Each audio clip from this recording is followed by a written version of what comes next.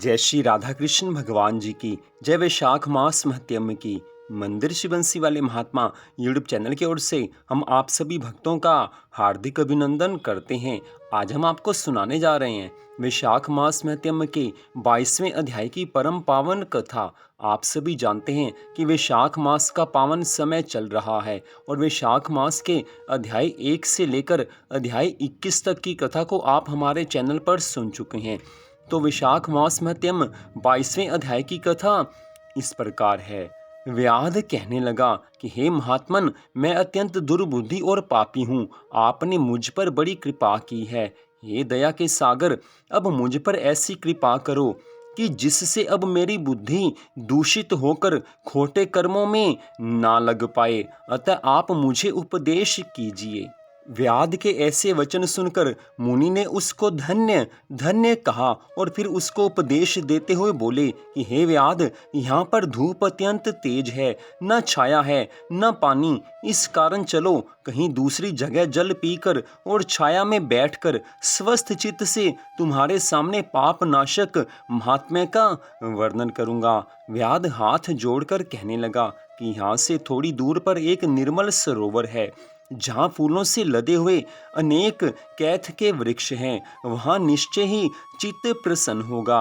व्याध की बात सुनकर शंख मुनि उसके साथ चल दिए और थोड़ी दूर पर जाकर देखा कि एक निर्मल सरोवर है। मुनि ने उस सरोवर में स्नान किया, फिर देव पूजन कर व्याध के लाए हुए श्रम नाश मीठे कैथ के फल खाए।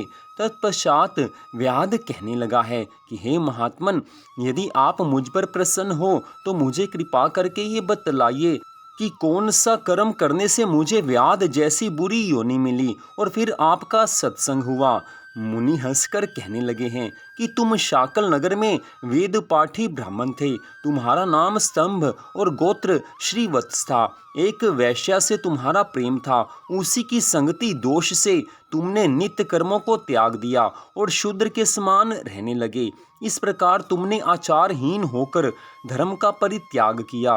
परंतु तुम्हारी स्त्री जो अत्यंत रूपवती थी, तुम्हारी और वैश्या की सेवा किया करती थी। तुम दोनों पलंग पर सोते, वह नीचे सोती, तुम्हारे पैर धोया करती थी। वैश्या के मना करने पर भी वह पतिव्रता वैश्या सहित तुम्हारी सेवा करती थी। एक दिन तुमने भैंस का दूध और मूली खाई तथा तिल भी खाए। इस अपच्य भोजन से तुमको दस्त और वमन दोनों होने लगे और फिर दारुण भगंदर रोग हो गया। जैसा मनुष्य कर्म करता है वैसा ही उसको फल भोगना पड़ता है। जब तक घर में धन रहा वैश्या भी घर में रही, फिर सब धन लेकर वह भी चली गई। इससे तुमको बड़ी घृणा हुई और तुमने अपनी पतिव्रता स्त्री से कहा कि मैं अत्यंत निष्ठुर तथा वैश्यागामी हूँ। हे सुंदरी, मुझ पापी ने तेरा कुछ उपकार नहीं किया। जो अपनी पत्नी का मान नहीं करते वह 15 जन्म तक नपुंसक होते हैं। मैं रात दिन महात्माओं और तेरी अवज्ञा करने से निश्चय ही पाप योनि में पड़ूंगा। तेरे विनीत भाव पर भी मैं महाक्रोध ही करता रहा हूँ। इस प्रकार तुम्हारे कहने पर वह तुम्हारी स्त्री हाथ जोड़कर कहने लगी कि हे स्वामी, आप ऐसा क्यों कहते हो? मैंने आप पर कभी क्रोध नहीं किया। यदि मुझको कुछ दुख प्राप्त हुआ तो निश्चय ही वो मेरे ही बुरे कर्मों का फल है, क्योंकि बिना बुरे कर्मों के फल के किसी को दुख प्राप्त नहीं होता। आप मेरे प्रति दीनता और लज्जा मत करो। जो स्त्री अपने पति के क्रोध को सहन करे वही साध्वी है। ऐसा कहकर वह अपने पिता और भाई के घर से कुछ धन लाकर तुम्हारी सेवा करती रही। दिन रात मलमूत्र धोकर तुमको शुद्ध रखती तथा कीड़े आदि निकालती। रात दिन नींद आदि त्याग कर अपने भर्ता के दुख से दुखी होकर कहती कि हे पितरेश्वरी, तुम मेरे पति को रोग से मुक्त करो तथा मेरे पति को पापहीन करो। तब महात्मा देवल वैशाख मास में गर्मी के मारे संध्या समय तुम्हारे घर आए। उनको देखकर तुम्हारी स्त्री कहने लगी कि अब वैद्य मेरे घर आ गए, अब इनके द्वारा मेरे पति का रोग नष्ट हो जाएगा। उनके चरण धोकर तुम्हारी स्त्री ने अपने सिर पर वह चरणोदक छिड़क लिया। फिर महात्मा को गर्मी से व्याकुल देखकर उनको शरबत पिलाया है। दूसरे दिन प्रातः काल में वह महात्मा चले गए। उधर तुमको सन्निपात हो गया, और जब तुम्हारी स्त्री ने तुमको त्रिकुटा पिलाया तो तुमने उसकी उंगली को काट लिया।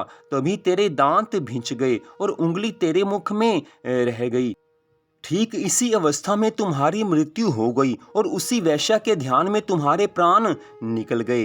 तब तुम्हारी चिता के साथ वह भी सती हो गई। इस प्रकार सती होने तथा वैशाख मास में शरबत पिलाने और चरणोदक सिर पर छिड़कने से वह सदगति को प्राप्त हो गई। यद्यपि तेरे सब पाप नाश हो गए थे, परंतु अंत समय में वैश्या का ध्यान करने से तूने व्याध के घर जन्म लिया।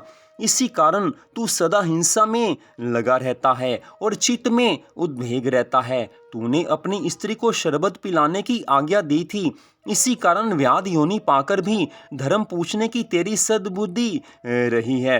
तूने भी मुनि के चरणों का जल अपने सिर पर छिड़का था, इसी से तुझे सत्संगति प्राप्त हुई है। बिना अच्छे कर्मों के कभी भी मनुष्य का मन भगवान के चरणों में नहीं लगता। तुम्हारे मन में कभी धर्म का भाव पिछले जन्म में आया था, तब भगवान की कृपा से तुझे इस सत्संग की प्राप्ति हुई है।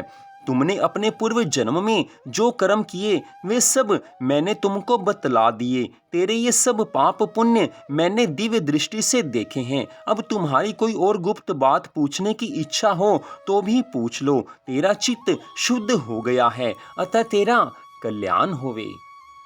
तो इस प्रकार विशाख मास महत्यम के 22वें अध्याय की कथा का यहीं पर विश्राम होता है।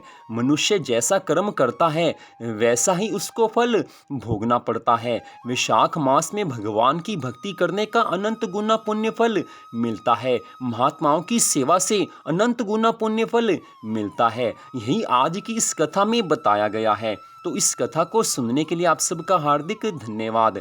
भगवान श्री राधा कृष्ण जी की विशाख मास महत्यम की अनंत कृपा सदा आप सब पर, आपके परिवार पर बनी रही, इसी मंगल कामना के साथ जय श्री राधा रानी सरकार की, जय श्री कृष्ण भगवान की, जय विशाख मास महत्यम की। जय जय श्री राधे, जय जय श्री राधे, जय जय श्री राधे श्याम।